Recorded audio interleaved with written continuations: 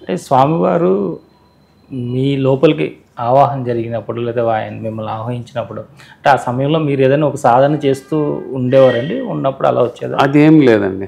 నేను అసలు ఒక ఓం నమో వెంకటేశాయ అనే తప్ప ఆ అష్టాక్షరి మంత్రం ఎప్పుడు అనుకుంటుంటాను. ఇంకా అది తప్ప నేను యోగాలు ఏదో అంటారు చూడండి, ప్రక్రియలన్నీ ఏదో షట్చక్రాలు ఇవన్నీ నేనేం చేయనండి. నేను ఏ సాధన చేయను. నార్మల్గా ఉంటాను, మంచిగా భోంచేస్తా. అంటే స్వామి ఒకటండి, ఇక్కడ మెయిన్ మనం ఏం చేసినా ప్రతిదీ, ఎందుకంటే కృష్ణుడు అంతటి వాడికే కర్మఫలం తప్పల, రాముడు అంతటి వాడికే తప్పలేదు. ఇప్పుడు రాముడు మరి వాలిని చెట్టు చోటు నుంచి చంపేగా కృష్ణావతారంలో జరా చేతులు మళ్ళీ అనుభవించింది. సో కృష్ణుడు కుండల మీద రాళ్ళేసాగా మళ్ళీ తర్వాత పద్మావతి దేవి చెలికత్తెలతో రాళ్ళేపించుకుంది. కాబట్టి కర్మఫలం తప్ప సార్. ఇప్పుడు స్వామి కూడా మనం జనరల్గా వెంకటేశ్వర స్వామి మనం ఏమనుకుంటామంటే ఏదో సినిమాల్లో చూపించినట్టుగా ఇద్దరు అమ్మవార్లు కొట్టుకొని ఆయన వెనక్కి 7 అడుగులు వేశారు. అది కరెక్ట్ కాదండి. అసలు ఈ స్వామి విగ్రహం ఇప్పటిది కాదు. కృతయుగంలో శంకు మహారాజు అని ఉండేవారు. కృతయుగంలో శంకు మహారాజుకి విష్ణుమూర్తి శ్రీమన్నారాయణుడు ఆయన విగ్రహం ఇచ్చాడు. ఇప్పుడు స్వామి ఎట్లా ఉన్నాడో ఆ విగ్రహం ఇచ్చాడు.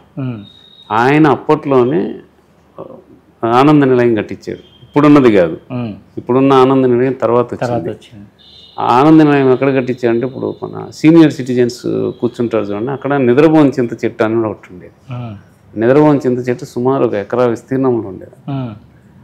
నీడ పడేది కాదండి, పడనిచ్చేది కాదు, సూర్యకిరణాలు వచ్చేవి కాదు. అక్కడ వాల్మీకంలో ఆ తర్వాత శంకు మహారాజు ఇది కావడం, కృతయుగంలో తర్వాత ఆయన ఉండడం, ఆ విగ్రహము అక్కడ ఆయన ఆనంద నిలయం అంతా శిథిలం అయిపోయింది. ఆ శిథిలం అయిపోయిన తర్వాత ఆ వాల్మీకంలోనే అంటే పుట్టలో స్వామి ఉండడం జరిగింది. ఆ తర్వాత మళ్ళీ కృతయుగంలో మళ్ళీ వరాహస్వామి రావడం. వరాహస్వామి కూడా పుట్టల్లోనే ఉండేవాడండి.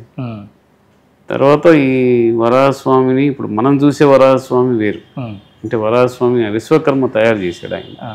అసలు వరాహస్వామి తొండమానికి దివ్య దర్శనం ఇచ్చిన ఆయన వేరే. అంటే ఇక్కడి వరకే, జానువుల వరకే ఆయనకు దర్శనం దొరికింది. ఎందుకంటే ఆయన స్వామి దర్శనం పుట్టల్లో పాలు పోస్తూ ఉంటాడు, కరిగిపోవాలి పైన ఉన్నదంతా. కరెక్ట్గా జానువుల దగ్గరికి వచ్చేసరికి పాలు అయిపోతాయి. అందుకని అప్పుడు తొండమాన్ చక్రవర్తి బాధపడుతుంటే వరాహస్వామి చెప్తాడనమాట, నీకు ఇంతవరకే కనిపిస్తాను నేను, నువ్వు విశ్వకర్మను పిలిపించి చేయమంటాను అంటే అప్పుడు విశ్వకర్మను పిలిపిస్తాడు తొండమాన్ చక్రవర్తి. చేపిస్తే అందుకే మనకు 1 అడుగు ఎత్తు పీఠం ఉంటుంది. మీరు గమనిస్తే వరాహస్వామి 2 అడుగులు స్వామి భూదేవిని ఇట్లా పట్టుకొని చేత్తో ఉంటాడు. ఆమె కొద్దిగా సిగ్గుపడుతున్నట్టుగా. అట్లా ఆ తొండమాన్ చక్రవర్తి అంతకుముందు జన్మలో రంగదాసుడు, గోపీనాథుడేమో వికనస మహర్షి గోత్రోద్భవుడు. ఈయన రంగదాసుడు. వీళ్ళిద్దరు కలిసి ఆ నిద్రపోని చింత చెట్టు కింద ఉన్న స్వామి విగ్రహాన్ని తీసుకొచ్చి ఇప్పుడు ప్రజెంట్ ఉండే ఆనంద నిలయంలో ప్రతిష్ట చేస్తారు. అప్పుడు స్వామి వీళ్ళకి చెప్తాడనమాట, ఈ చింత చెట్టును ఎట్టి పరిస్థితుల్లో నరకకూడదు, ఎందుకంటే నా తండ్రి వసుదేవుని రూపమే చింత చెట్టు, వల్మీకము నా తల్లి దేవకి గర్భం, ఎదురుగా చాలా సంపంగి చెట్లు ఉంటాయి. ఆయన ప్రతిష్ట చేయాలంటే సంపంగి చెట్టు దగ్గర ప్రతిష్ట చేయమంటాడు.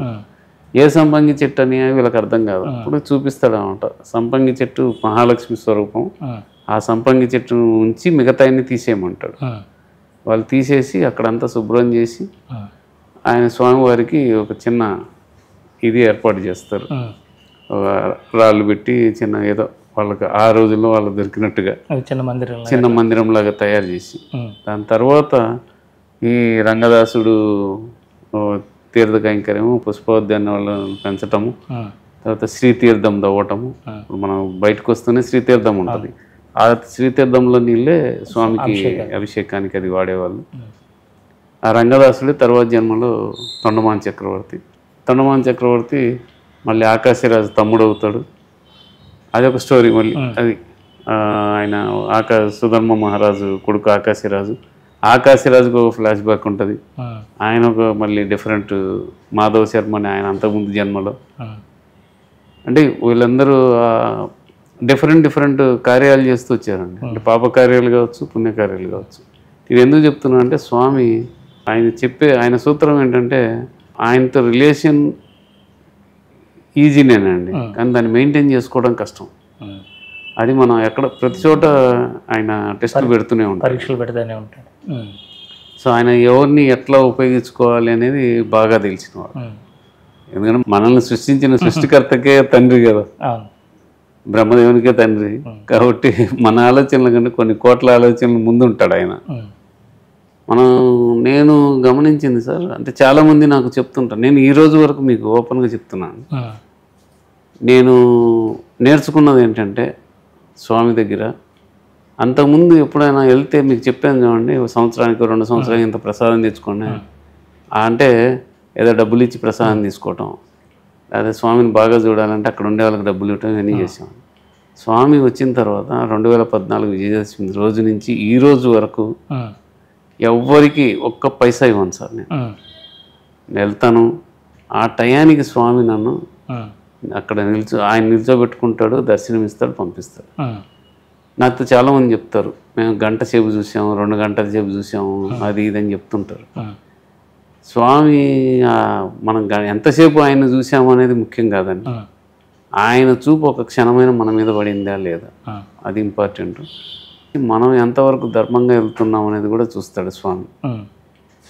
అంటే స్వామిని మనం ఎంత ప్రేమగా ఆయన్ని ఎంత ఇది చేస్తే ఆయన అంతకంటే ప్రేమగా మనం చూసుకుంటాడు. మనం ధర్మం తప్పకుండా వెళ్ళాల్సిందే ఆయన దగ్గర. నేను అందుకే అక్కడ ఎవరికి ఒక పైసా ఇవ్వను. తర్వాత నాకు అందరికీ కరోనా ఎట్లా ఉపయోగపడిందో లేకపోతే అపకారం చేసిందో నాకు తెలియదు, కానీ నాకు కరోనా బాగా ఉపకారం చేసింది. స్వామికి అప్పుడు జనాలు వచ్చేవాళ్ళు కాదు, అక్కడ అందరూ పరిచయాలు ఏర్పడ్డాయి. ఈ అనంతాలు అని బుక్ అప్పుడే లాంచ్ చేసాం, March 1 ఎప్పుడు 17th మేము ద్వారకి వెళ్ళి రిటర్న్ వచ్చాము. కరోనా అన్నారు. ఫస్ట్ కరోనాలో టికెట్లు 300 ఓపెన్ చేస్తున్న మేము వెళ్ళిపోయాం. ఇప్పుడు ఒక బ్యాచ్ లాగా వెళ్ళి అక్కడే తోటలోనే ఉండి అక్కడే భోజనం వండుకొని తిని ఆ స్వామిని దర్శనం చేసుకొని 2 రోజులు ఉండి అసలు భయపడేవాళ్ళు బస్సు ఎక్కడానికి కూడా. బట్ మాకు అది మంచి టైం, అందరిని చూడడానికి కానీ అందరితో పరిచయాలు పెరిగి బుక్స్ డిస్ట్రిబ్యూట్ చేసే లోపల గుళ్ళో అక్కడ పెట్టండి అనేవాళ్ళు నోట్ బుక్, తర్వాత తీసుకునేవాళ్ళు. అట్లా అందరూ పరిచయం అయ్యారు. వాళ్ళు ఎవరన్నా ఉంటే వాళ్ళు చెప్తారు, ఆయనని నిల్చోబెట్టండి అంటారు. స్వామి ఆ రోజు నేను మీకు చెప్పా కదా, ఫస్ట్ స్టెప్ ఎక్కేటప్పుడు అన్నీ నేను చూసుకుంటా అన్నాడు కదా, యాజ్ ఇట్ ఈజ్గా స్వామి నాకు దర్శనాలు ఇవ్వటం కానీ ఏదన్నా కానీ ఆయన ప్రతి నెల 300 రూపీస్ చేస్తాం. 300 రూపీస్ లేకపోతే సర్వదర్శనము. ఆ తర్వాత ఇప్పుడు మనం ఇంకా ఈ మొక్కలు నాటడం ఒకటి, ఇవన్నీ ప్రతిదీ ఆయన కార్యక్రమం చేపించుకుంటూనే ఉంటాడండి.